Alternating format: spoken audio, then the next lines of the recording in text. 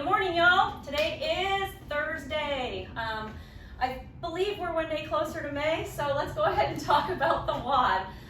Today we are going to be doing two movements only. We're going to be focusing on mountain climbers and alternating dumbbell snatch, okay?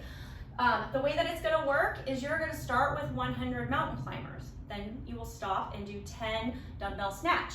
Then you will do 90 mountain climbers and 9 dumbbell snatch. And those two numbers are going to correspond all the way down to 10 and 1. Okay, so that last set will be 10 mountain climbers and 1 snatch. Okay, let's talk about the movements here. All right, mountain climbers. You're going to start out in that tall plank position here, making sure that those hands are underneath the shoulders here. I have a nice neutral spine. I'm maintaining that hollow position here. And then what you're going to do is you're going to bring that knee up all the way to the front here, like so. Okay, so each tap of your foot will equal 1. So when I'm doing these, that would be 2. All right. So that will allow you to get through those a little bit quicker. So that is your mountain climber. Let's go ahead and talk about dumbbell snatch first. Kettlebell snatch is also going to be an option today if you don't have a dumbbell, but I'm going to talk about the dumbbell one first here. All right. Placement of the dumbbell.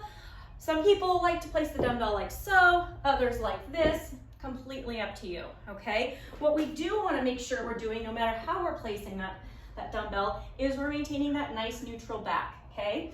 My non-working hand is going to be free. I'm not putting it on the body at all, okay? I'm not using it, I guess you could say, to get that bell up, okay? All you're going to do here is get that dumbbell straight up overhead, okay? These are going to be alternating, so you do have the option of alternating at the floor, and you have the option of alternating overhead. So if I were to alternate overhead, not overhead actually, I need to make sure the dumbbell goes below the head, okay?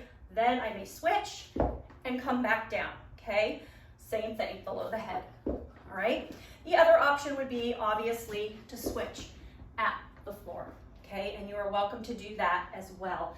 One thing I do want you guys to focus on is making sure that you're dropping those hips every time. This isn't a ton of volume, but it's enough.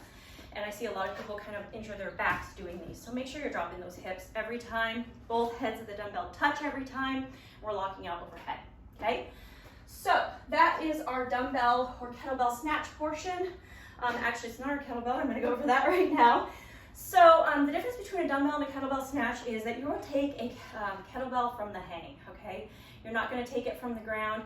So for that reason, the kettlebell snatches do not have to be alternating. Try to make them as even as possible, so that first set would be 10, maybe 5 and 5 if you'd like, but try to keep it as even as possible, all right?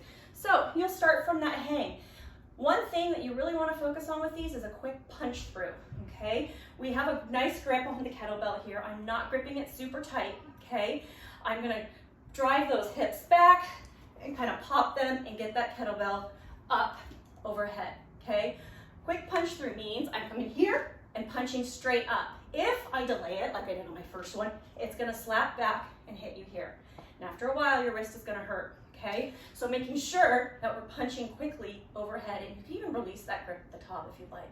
Okay, all right, so those are your movements. Have a great WOD and a great weekend.